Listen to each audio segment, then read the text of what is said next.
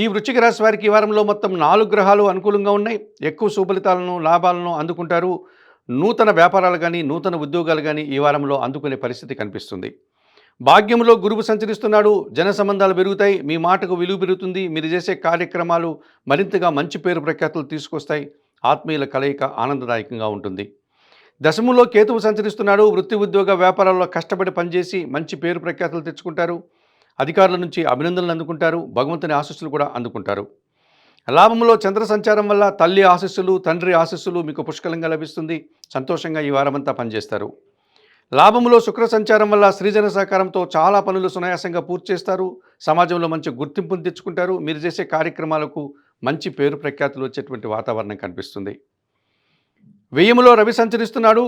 తండ్రి ఆరోగ్యం విషయంలో జాగ్రత్తలు తీసుకోవాలి. కొంతమంది అధికారులతో అభిప్రాయ భేదాలకు అవకాశం ఉంది. ప్రభుత్వం నుంచి రావాల్సిన ఆదాయం కూడా వాయిదా పడేటువంటి సూచన కనిపిస్తుంది.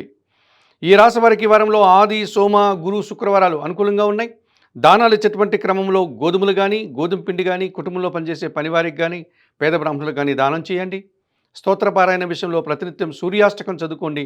ఆలయ సందర్శన కార్యక్రమంలో భాగంగా ఈ వృశ్చిక రాశి వారు ప్రతిరోజు ఉదయాన్నే నిద్రలేసి సూర్య భగవాన్ని దర్శించి నమస్కరించుకోవడం వల్ల సంతోషంగా, ప్రశాంతంగా ఉంటారు.